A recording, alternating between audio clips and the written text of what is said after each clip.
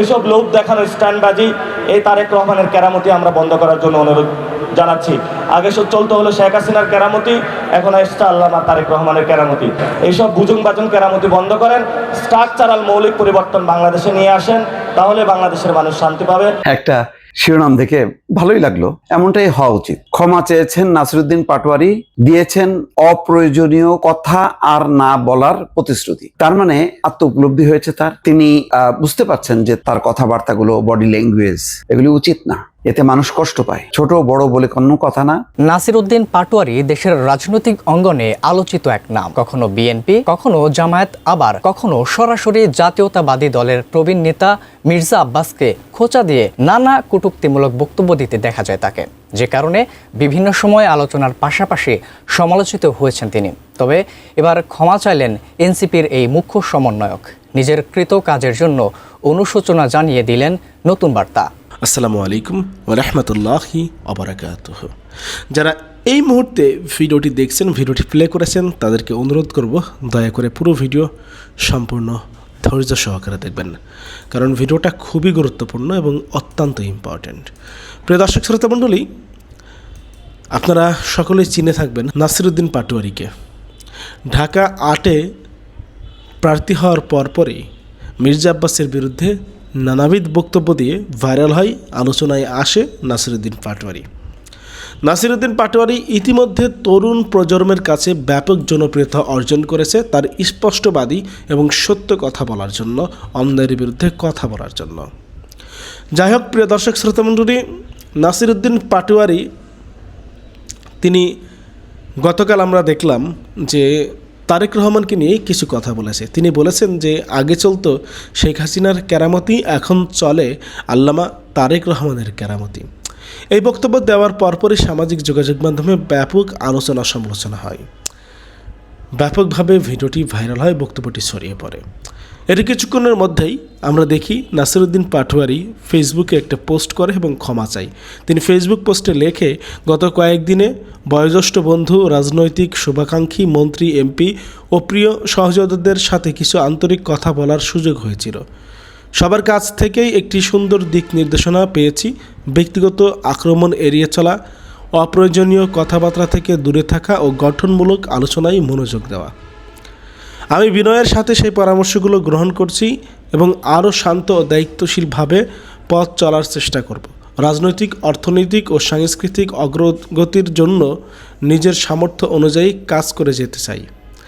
আমার কোনো কথা বা কাজে অনিচ্ছাকৃতভাবে কেউ কষ্ট পেয়ে থাকলে আন্তরিকভাবে ক্ষমা প্রার্থনা করছি। আপনাদের দোয়া, ভালোবাসা, পরামর্শ আমার পথ চলার শক্তি। প্রিয় দর্শক শ্রোতামণ্ডলী, চলুন কথা না বাড়ি আমরা দেখে আসি কেন, কি কারণে নাসিরুদ্দিন পাটোয়ারি হঠাৎ করে ফেসবুক পোস্টে ক্ষমা চাইলেন, নিজেকে শুধরে নেওয়ার কথা জানালেন এবং তারেক রহমানকে উদ্দেশ্য করে কি বলেছিল সেটাও আমরা শুনবো। আশা করি সঙ্গেই থাকবেন আপনারা। স্ট্রাকচারাল মৌলিক পরিবর্তন আনেন, এইসব লোভ দেখানো স্ট্যান্ডবাজি, এই তারেক রহমানের কেরামতি আমরা বন্ধ করার জন্য অনুরোধ জানাচ্ছি। আগে সব চলতে হলো শেখ হাসিনার কেরামতি, এখন আসছে আল্লামা তারেক রহমানের কেরামতি। আজকে খাল খনন কর্মসূচি শুরু হয়েছে, আমরা এটাকে সাধুবাদ জানাচ্ছি, কিন্তু মনে রাখতে হবে এই খালের মধ্যে যাতে কোনো কুমির না চলে আসে।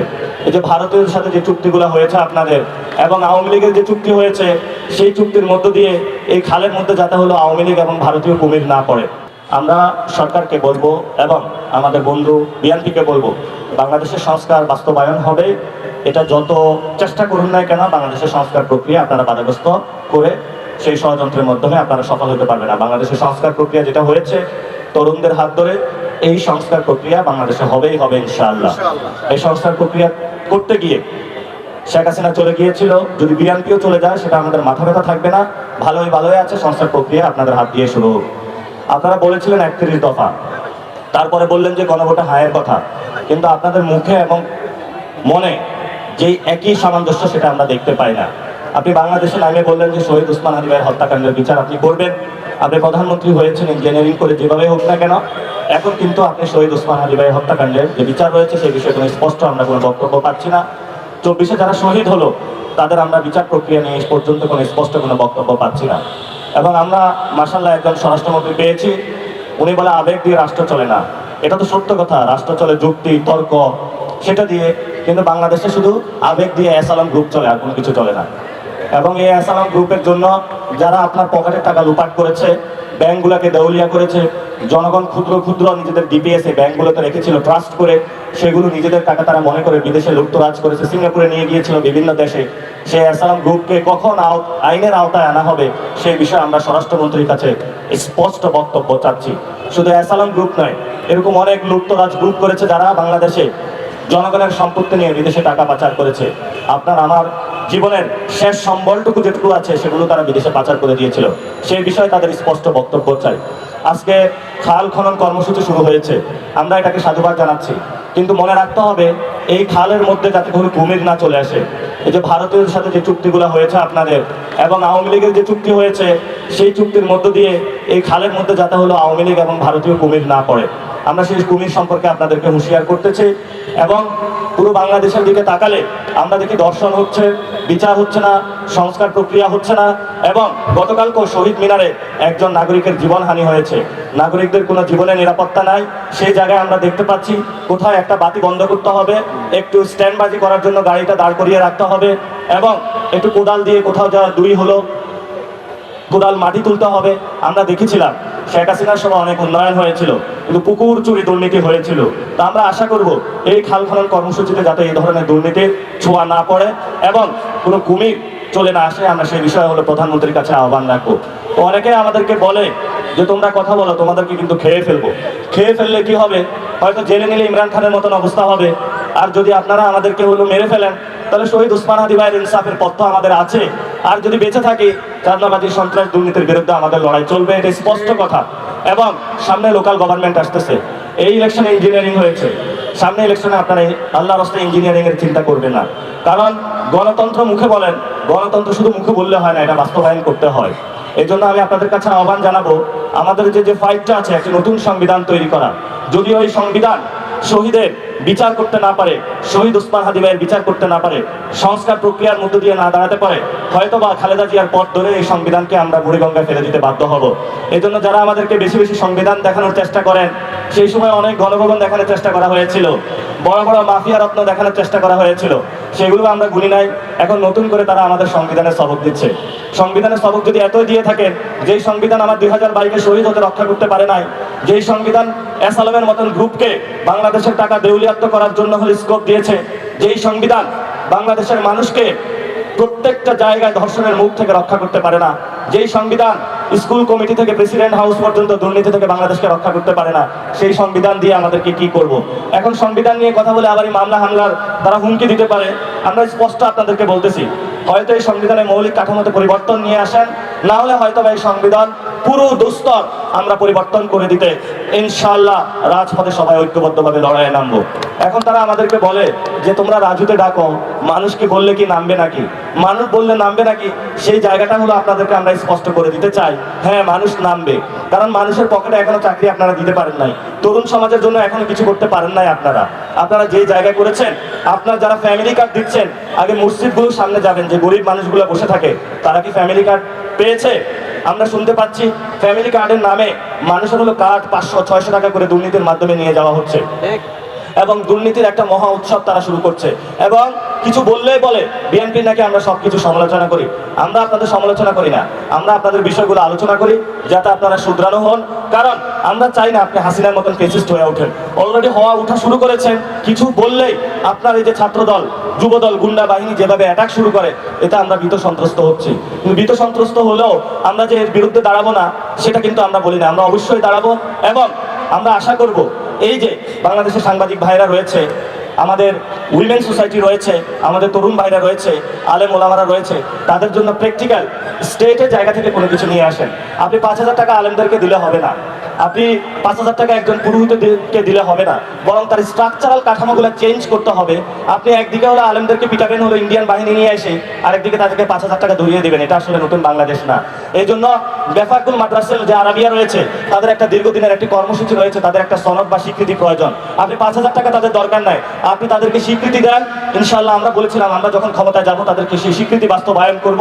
যদি তাদের স্বীকৃতি বাস্তবায়ন করতে হয়, তাহলে আপনাদের ভিক্ষার টাকা তাদেরকে নিতে হবে না, তারা নিজেরা ইনকাম করে ইনশাআল্লাহ বাংলাদেশে বাস্তবায়ন করতে পারবে তাদের স্বপ্নগুলো।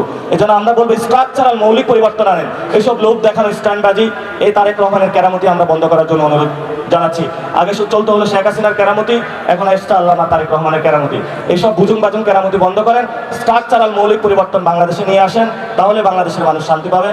হঠাৎ করেই এনসিপির আলোচিত নেতা, হিট নেতা জনাব নাসিরউদ্দিন পাটোয়ারির কি যেন হয়েছে।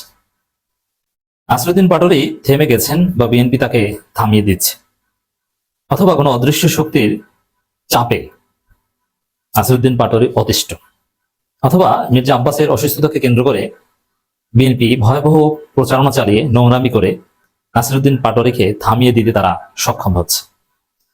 দর্শক, গণঅভ্যুত্থানের পর অনেক আপোষহীন চরিত্রকে আমরা আপোষ করতে দেখেছি। এনসিপিও আপোষ করেছে বিভিন্ন জায়গায়। প্রসঙ্গক্রমে একটু বলি, রাষ্ট্রপতি চুপ্পু যে এখনো টিকে আছে, দায় এনসিপির আছে। এবং আপনারা যেটা দেখছেন যে এই জুলাই সনদ গণভোট নিয়ে যে নাটকীয়তা বিএনপি করছে, এর দায় এনসিপির আছে। বরং সিংহভাগ দায় এনসিপির। এখন মজা বুঝুক, এবং দিন শেষে যদি বিএনপি প্রতারণা করতে সক্ষম হয় জনগণের সাথে, তাহলে মূল ক্ষতিটা এনসিপিরই হবে।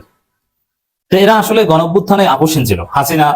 হাসিনা পতনের 3 দিন বা 4 দিন আগের একটা খবর আমার কাছে ছিল যে হাসনাত সহ ওই 6 সমন্বয়ককে সেনাপ্রধানের মাধ্যমে প্রস্তাব দিয়েছিলেন হাসিনার সাথে গোপন মিটিং করার, ওরা যা চায় তা দিবে, আন্দোলন থামাও। কিন্তু ওরা কিন্তু আপোষ করেনি। ডিবি অফিস জোর করে ওদের নামে স্টেটমেন্ট দিয়েছে, কিন্তু ওরা কোনো আপোষ করেনি। তো দর্শক, এই আপোষহীন চরিত্রগুলো, যেমন একটা পর্যায়ে রাষ্ট্রপতি চুপ্পুর বিরুদ্ধে আন্দোলন, যখন বিএনপি ওই আন্দোলন থামানোর কোনো সক্ষমতা রাখতো না, সরকার উদ্যোগ নিয়েছে রাষ্ট্রপতিকে চেঞ্জ করবে, হঠাৎ এনসিপি আন্দোলন থামিয়ে দিয়েছে। এমনকি গণঅধিকার পরিষদের নেতা ফারুক হাসান এ বিষয়ে একটা চমৎকার কথা বলেছেন, it's very relevant. Nahid, Mahfuz তখন তারা উপদেষ্টা, তারা ফোন দিয়েছেন, আসিফ ফোন দিয়েছেন আন্দোলনকারীদের যে আন্দোলন থামাও। এর মানে ম্যানেজড হয়ে আপোষ করে এই এনসিপির আজকে যারা নেতা বা তখনকার সময় যারা ডিফেক্টো নেতা ছিল, তাত্ত্বিক ছিল, তারাই সিদ্ধান্ত নিয়েছিল যে না, চুপ্পুকে রেখে দিই। কিন্তু তারা আপোষহীন থাকলে চুপ্পুকে তখনই সরিয়ে দিতে পারতো। অতএব শুধু বিএনপিকে গালি দিলে হবে না, এনসিপিও এখানে আপোষ করেছিল। এখন না তারা একদম পাশাপাশি বুঝতে পারেনি, ওটা বাদ, তখন তো এনসিপি ছিল না, তখন অভিজ্ঞতার অভাব ছিল যে তখন কিসের চুপ্পু টুপ্পু, সব চুপ্পুকেও ধরো, এটা স্টুডেন্টরা চাইলেই ধরা যেত, কিন্তু তখন এটা বুঝতে পারেনি, তখনকার একটা বাদ দিলাম। কিন্তু বঙ্গভবনের সামনে যে আন্দোলন, এবং আসিফ নজরুল এবং নাহিদ ইসলাম প্রধান বিচারপতির সাথেও যখন সাক্ষাৎ করেছিলেন, তখনকার সেই পরিস্থিতি ঠান্ডা করা, পদত্যাগ ইস্যুটা বা রাষ্ট্রপতিকে অবসর ইস্যুটা ধামাচাপা দেয়া, এতে এনসিপির দায় আছে, তারা আপোষ করেছিল। শুধু এটা না, আরো একটা আপোষের কথা বলে নাসিরউদ্দিন পাটোয়ারির টপিকে আসি। জামাত সিরিয়াসলি চেয়েছিল জাতীয় নির্বাচন আগে গণভোট হতে হবে, এবং জামাতে বিষয়ে আন্দোলনও করেছিল এবং অনর অবস্থানেই দেখিয়েছিল। কিন্তু একটা পর্যায়ে এনসিপির প্রথমে এটা ছিল যে না, জাতীয় নির্বাচন আগে গণভোট হতে হবে, কিন্তু জামাত স্পষ্ট বলেছিল জাতীয় নির্বাচন আগে গণভোট না হলে গণভোটের কোনো দাম থাকবে না। বিএনপি ক্ষমতায় যদি আসতে পারে, যদি মেজরিটি পায়, তাহলে গণভোটকে তারা অস্বীকার করবে। তারা বলবে যে কিসের গণভোট, গণভোটকে আগে পার্লামেন্টে পাশ করাতে হবে, অমুক তমুক, বা তাদের মেজরিটির বলে ওটাকে খেয়ে দিবে। আর বিএনপির ধান্দাই ছিল এটা জামাত বলেছিল, বিশেষ করে গৌতম দাস, বা এরা কিন্তু স্পষ্ট একদম ক্লিয়ার বলেছিল যে বিএনপি উপর এখন গণভোট মানছে, তারা দিন শেষে পার্লামেন্টে জিততে পারলে তাদের প্ল্যানে এটা তখন বলবে যে কিসের গণভোট। Same thing is happening. এখন এই জায়গায় এনসিপি প্রথমে বলেছিল যে না, অবশ্যই জাতীয় নির্বাচনে গণভোট হতে হবে, জামাতের মতো এটা বলেছিল। কিন্তু একটা পর্যায়ে এনসিপি আপোষ করেছে, বিএনপির সাথে আপোষ করেছে যে না, গণভোট জাতীয় নির্বাচনের দিনে হতে পারে, জাতীয় নির্বাচন আগে হওয়াটা জরুরি না। তো এনসিপি আপোষ করার পর জামাত ধীরে ধীরে নরম কেটেছে। তাহলে এনসিপি আর জামাত যদি অনার থাকতো, আগে গণভোট না হলে কোনো জাতীয় নির্বাচন হতে পারবে না। এমনকি এনসিপির এতটা পাওয়ার ছিল, অনেকটা কিংস পার্টি টাইপের ছিল, যে এনসিপির ভোট যদি 0.1% হয়, তারপর এনসিপির কে অগ্রাহ্য করে কোনো কিছু করা সম্ভব হতো না। কারণ এনসিপির নেতৃত্বে, ওই ছেলেদের নেতৃত্বে গণঅভ্যুত্থান হয়েছে, তাদের একটা আলাদা প্রেস্টিজ ছিল, মর্যাদা ছিল। তো সেখানে এনসিপি আপোষ করেছে, তারা জাতীয় নির্বাচনের আগে গণভোটের অবস্থান থেকে সরে গিয়েছে, জাতীয় নির্বাচনের গণভোট একই দিনে রাজি হয়েছে, যার ফলে কি হয়েছে এখন দেখছেন, এখন সবার কান্নাকাটি। আর গণভোটটা যদি জাতীয় নির্বাচন আগে হতো, তাহলে আজকে যে সংকট দেখছেন, জুলাই সনদ বাস্তবায়ন হবে কি হবে না, এটা নিয়ে কোনো সংকট থাকা, তখন নানান বিষয় একদম সব স্বাভাবিক, বাংলাদেশটা একদম ইউরোপ হয়ে যেত। বাংলাদেশে কোনো রাজনৈতিক হানাহানি থাকতো না, সংসদে উচ্চকক্ষ থাকতো, উচ্চকক্ষে পিয়ার কায়েম হতো, রাষ্ট্রপতির ক্ষমতার ভারসাম্য থাকতো, বিরোধী দলের ডেপুটি স্পিকার থাকতো, সরকারি দল বিরোধী দল সবাই মিলেমিশে চলতো, কোনো রাজনৈতিক হানাহানি বিভেদ থাকতো না, ফ্যাসিস্টে ওঠার কোনো সম্ভাবনাই থাকতো না, ক্ষমতার ভারসাম্য থাকতো সরকারি দল বিরোধী দলের মধ্যে। কিন্তু সেটা হয়নি, দায় এনসিপি। শুধু কি এটা, আর অনেক বিষয় আছে যে এনসিপি এরকম মাঝে মাঝে আপোষ করেছিল, আসল সময় তারা পিছু হটেছিল। পিআর এর দাবিতে আন্দোলন বিষয়ে জোরালো কথা বলেছিল যে পিআর সিস্টেম হতে হবে। সার্জিস আলমরা আক্তাররা বলে এসেছিল জামাতের, এমনকি ভিপি নুরেরাও পিআর সিস্টেমের পক্ষে। ভিপি নুরদের কথা বাদ দিলাম, ওদের তো চরিত্র নেই, ওরা চরিত্রহীন, ওরা বাটপার, ওরা বিকাশের টাকা চোর। কিন্তু এখানে এনসিপির ছেলেদের কাছ থেকে তো এটা আশা করা যায় না। তারা এটা কেন করেছে? তাদের দায় আছে। এর মানে আপোষকামিতার ইতিহাস এনসিপির ছেলেদের আছে। নাসিরউদ্দিন পাটোয়ারি সে একজন মানুষ, তার পরিবার আছে, তাকে যেভাবে ইরিটেট করা হচ্ছে, মির্জা আব্বাসের অসুস্থতা যেভাবে তাকে দায়ী করা হয়েছে, এতে নাসিরউদ্দিন পাটোয়ারির উপর মবের একটা সম্ভাবনা থাকতো। এজন্য নাসিরউদ্দিন পাটোয়ারির যে ক্যারেক্টার, যে অন্যায়ের বিরুদ্ধে জিরো টলারেন্স, চাঁদাবাজকে চাঁদাবাজ বলবে, ন্যায়কে ন্যায় বলবে, সাদাকে সাদা বলবে, কালোকে কালো বলবে। এখন নাসিরউদ্দিন পাটোয়ারি ফেসবুকে পোস্ট দিয়ে বলছেন যে না, এগুলো আমি বলবো না। আর নাসিরউদ্দিন পাটোয়ারি অন্যায় কিছু বলেনি, চাঁদাবাজকে চাঁদাবাজ বলেছে। আর রাজনীতি এই ধরনের রেটরিক স্বাভাবিক। যেমন জামাতের, বর্তমানে জামাতের শিবিরে কোনো রাজাকার স্বাধীনতার বিরোধী নাই, এদের জন্ম সব স্বাধীনতার পর। ডাক্তার শফিকুর রহমান একটু সিনিয়র, তিনি মুক্তিযোদ্ধা পরিবারের সন্তান, তিনি 71 সালে জাসদ করতেন। তারপরে জামাতকে শিবিরকে রাজাকার বলা হয় না, এটা রেটরিক। তো এই জন্য কি কেউ বলে জামাত শিবিরকে যে রাজাকার বলবে তাকে আমরা মারবো, তার বিরুদ্ধে মামলা করবো? এই ধরনের চাঁদাবাজ না হলেও চাঁদাবাজের অভিযোগ তো আছে, এবং চাঁদাবাজি এটা তো বাংলাদেশে একটা ফ্যাক্ট, এটা আমি আপনি সবাই দেখি। এবং ঢাকা দক্ষিণে যে চাঁদাবাজি যারা করে, এটা মির্জা আব্বাসের লোক, এটা কে না জানে? চাঁদা আব্বাস, মির্জা আব্বাস, এগুলো বলাটা একদম নর্মাল।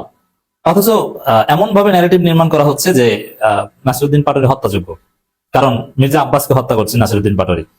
প্রায় এরকম একটা অবস্থা। তো এই পরিস্থিতিতে আমার মনে হয় নাসিরউদ্দিন পাটোয়ারি ফেসবুক পোস্ট দিয়েছেন। অনিচ্ছাকৃতভাবে কেউ কষ্ট পেয়ে থাকলে ক্ষমা প্রার্থী। আমি খবরটা একটু শুনে, জাতীয় নাগরিক পার্টির মুখ্য সমন্বয়ক নাসিরউদ্দিন পাটোয়ারি বলেছেন, তার কোনো বক্তব্য বা আচরণে কেউ কষ্ট পেয়ে থাকলে তিনি আন্তরিকভাবে ক্ষমা প্রার্থনা করছেন। নাসিরউদ্দিন পাটোয়ারি লিখেছেন, আমার কোনো কথা কাজ বঞ্চিত কষ্ট পেয়ে থাকলে আন্তরিকভাবে ক্ষমা প্রার্থনা করছি। আপনাদের দোয়া, ভালোবাসা, পরামর্শ আমার পথ চলার শক্তি। গত কয়েকদিন বয়োজ্যেষ্ঠ বন্ধু, রাজনৈতিক শুভাকাঙ্ক্ষী, মন্ত্রী, এমপি ও সহযোদ্ধাদের সঙ্গে তার গুরুত্বপূর্ণ আলোচনা হয়েছে। সেখান থেকে তিনি ব্যক্তিগত আক্রমণ এড়িয়ে চলা, অপ্রয়োজনীয় কথাবার্তা পরিহার এবং গঠনমূলক আলোচনায় মনোযোগ দেওয়ার পরামর্শ পেয়েছেন। এর মানে অনেক মন্ত্রীও তাকে সতর্ক করেছেন, এটা তো বলছেন। এখন মানে এক কথা ভয় দেখিয়েছেন, তুমি এটা সারো নইলে তোমাকে কিন্তু খেয়ে দেওয়া হবে। আমার মনে হয় এরকম কোনো ভয় দেখিয়েছেন। এতে নাসিরউদ্দিন পাটোয়ারি চুপ শিখেছেন। তিনি বলছেন, আমি বিনয়ের সঙ্গে পরামর্শ গ্রহণ করছি এবং আরো শান্ত, দায়িত্বশীল ভাবে পথ চলার চেষ্টা করবো, ইত্যাদি ইত্যাদি। অথচ নাসিরউদ্দিন পাটোয়ারি কোনো ক্রাইম করেননি, অন্যায় কিছু বলেননি। একটা শিরোনাম দেখে ভালোই লাগলো, এমনটাই হওয়া উচিত। ক্ষমা চেয়েছেন নাসিরউদ্দিন পাটোয়ারি, দিয়েছেন অপ্রয়োজনীয় কথা আর না বলার প্রতিশ্রুতি। তার মানে আত্ম উপলব্ধি হয়েছে তার। তিনি বুঝতে পারছেন যে তার যেভাবে তিনি এক্সপোজ করেন তার কথাবার্তাগুলো, বডি ল্যাঙ্গুয়েজ, এগুলো উচিত না। এতে মানুষ কষ্ট পায়। ছোট বড় বলে কোনো কথা না। অব্যাহতভাবে তিনি নির্বাচনী প্রচার সময় গেছেন, তারপরেও বলেছেন। অনেকে অভিযোগ করে, পাল্টা অভিযোগ করে, কিন্তু তার মধ্যে একটা শালীনতা থাকে। কিন্তু আমি অনেকবার, মনে আছে যে আমি অনেকবার বলেছি, এই যে কালচারটা যদি এটা ডেভেলপ করে, এটা খুব ক্ষতি হবে। আর বিশেষ করে যারা তরুণ, নাসিরউদ্দিন পাটোয়ারি, নাহিদ, সার্জিস, হাসনাত, এরা আমাদের অহংকার, গণ-অভ্যুত্থানের অহংকার। এরা কেন এতে, মানে আমি বলবো যে যাক, এটা আর এখন আর আলোচনা না করাই ভালো। এরা যদি স্বতন্ত্র একটা শক্তি থাকতো, বিশ্বাস করেন আজ হোক কাল হোক, এরা একটা অসাধারণ জিনিস হতো। এদের যদি দলের শৃঙ্খলা থাকতো, একজন আরেকজনের উপর যদি নিয়ন্ত্রণটা করতে পারতো, কিছুটা ভালো রাজনীতিক, যেমন একটা জোট করেছিল তারা, হাসনাত, কাইম, মুজিবুর রহমান মঞ্জু, এই ধরনের একটু ম্যাচিউর পলিটিশিয়ান যদি যুক্ত করতে পারতো, একদম নেপালের মতন পরিস্থিতি হতো।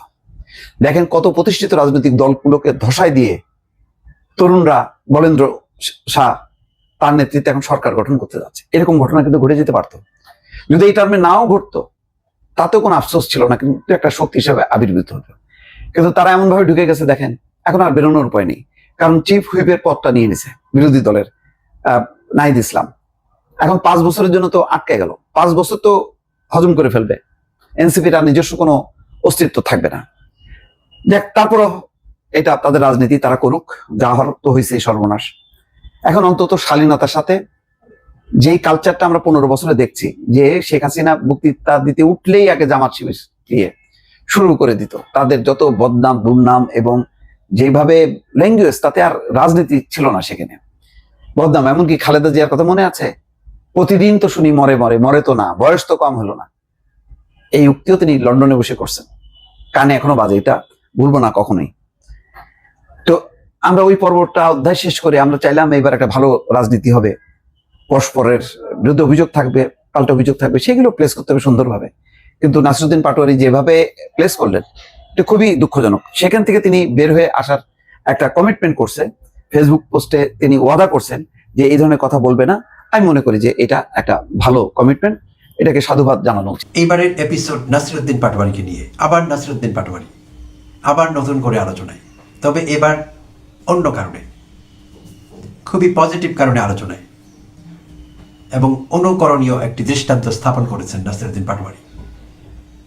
যারা ইতিমধ্যে সংবাদ মাধ্যমে বা সামাজিক যোগাযোগ মাধ্যমে তাকে ফলো করেন, জেনেছেন ইতিমধ্যে, যারা জানেননি তাদের জন্য হয়তো সংবাদটি নতুন। তো যেটি বলছিলাম, আলোড়ন সৃষ্টিকারী একটি ঘোষণা দিয়েছেন এবং বিবৃতি দিয়েছেন ফেসবুক পোস্টে নাসিরুদ্দিন পাটোয়ারি, যেটি বলছিলাম পজিটিভলি আলোচনায় এবার, এবং তিনি অনুকরণীয় দৃষ্টান্ত স্থাপন করেছেন আরও অনেকের জন্য আমাদের। প্রিয় দর্শক শ্রোতা, নাসিরুদ্দিন পাটোয়ারিকে চেনেন না বাংলাদেশে এমন লোক হয়তো বা নেই। ঝকঝকে তরুণ, মাত্র 31 বছর বয়স, জন্ম 1995-তে আমার নিজ জেলা চাঁদপুরের ফরিদগঞ্জ জেলার ছেলে, লেখাপড়া করেছেন ঢাকা বিশ্ববিদ্যালয়ে মার্কেটিংয়ে, মেধাবী তরুণ এবং বাকপটু, কথার জন্যে, বক্তব্যের জন্য সবসময় আলোচনায়। তবে অতীতে যে বিষয়টি ঘটেছে, আলোচনাগুলো তাকে নিয়ে সবসময় পজিটিভ হয়নি, আর পজিটিভ বক্তব্য দিয়ে বেশিরভাগ সময় তিনি আলোচনায় আসেননি, দুঃখজনকভাবে। বাট এবারে যেভাবে আলোচনায় আসলেন সেটি ভিন্ন, যেমনটি বলছিলাম, আসছি সে বিষয়ে ডিটেলসে। তার আগে একটু পটভূমি ব্যাখ্যা করে নিতে হচ্ছে। ঢাকা 8 আসন থেকে ত্রয়োদশ জাতীয় সংসদ নির্বাচনে যখন থেকে নাসিরুদ্দিন পাটোয়ারি প্রার্থী হলেন ঢাকা 8 আসনে এনসিপি বা জাতীয় নাগরিক পার্টি থেকে, তো তার প্রতিপক্ষ ছিলেন বিএনপির জ্যেষ্ঠ নেতা মির্জা আব্বাস সাহেব, অর্থাৎ মির্জা আব্বাসের তিনি হয়ে উঠেছিলেন প্রতিদ্বন্দ্বী এবং প্রতিপক্ষ। তখন থেকেই খুব বেশি বেশি আলোচনায় ছিলেন নাসিরুদ্দিন পাটোয়ারি, কারণ মির্জা আব্বাসকে নিয়ে প্রতিনিয়ত তিনি কিছু না কিছু বলছিলেন এবং বক্তব্যগুলো নেতিবাচক ছিল, ইতিবাচক ছিল না। তবে হ্যাঁ, নাসিরুদ্দিন পাটোয়ারির মুখ থেকে এই বক্তব্যগুলো আসছিল, কিন্তু এই বক্তব্য মির্জা আব্বাস সম্পর্কে অন্য লোকেরাও বিভিন্ন সময় বলেছেন, এবং পাবলিক পারসেপশন অনেক সময় ওরকমই। মির্জা আব্বাস সাহেবের পাবলিক পারসেপশন তার সম্পর্কে যে খুব ইতিবাচক সবসময় এরকম না, বাট ভিন্ন ভিন্ন লোক ভিন্ন ভিন্ন সময়ে সেগুলো বলছে বা তাদের মধ্যেই থাকছে, বিষয়টি তারা আলোচনা করছেন না। এবার যেটি ঘটল নাসিরুদ্দিন পাটোয়ারির কল্যাণে, মির্জা আব্বাস, তাকে যারা চিনতেন না তারাও চিনলেন, সারা বাংলাদেশের মানুষ চিনলেন মির্জা আব্বাসকে এবং নাসিরুদ্দিন পাটোয়ারিকে। তো এই বক্তব্য, আলোচনা, বিতর্কিত বক্তব্য, এইসব নিয়েই কিন্তু এটি ঘটেছে, এই প্রচারণা, এই সব কিছু। এবং একটি পর্যায়ে বিষয়টি খুব বাজেভাবে চিত্রায়িত হয়েছে। নির্বাচনের আগে আগে নির্বাচনী প্রচার কার্যে যখন নাসিরুদ্দিন পাটোয়ারি তার নির্বাচনী এলাকা চষে বেড়াচ্ছিলেন, একাধিক জায়গায় তিনি প্রতিরোধের সম্মুখীন হয়েছেন। মির্জা আব্বাসের ভক্ত সমর্থকরা তাকে আটকে দিয়েছেন, প্রচার কার্য চালাতে বাধা দিয়েছেন এবং আরও অন্যান্য অনাকাঙ্ক্ষিত কাজ তারা করেছেন, এবং সেটি নিয়েও নিন্দার ঝড় উঠেছে সারা বাংলাদেশে। মত প্রকাশের স্বাধীনতার পক্ষে যারা আছেন তারা দাঁড়িয়েছেন। নাসিরুদ্দিন পাটোয়ারির সঙ্গে যা হয়েছে মির্জা আব্বাসের পক্ষ থেকে, মির্জা আব্বাসের ভক্ত সমর্থকরা যেটি করেছেন, সেটি অনেকেই ভালো চোখে দেখেননি এই দেশে, সেটিরও নিন্দা করেছে, আমি আমার চ্যানেল থেকে নিন্দা করেছি।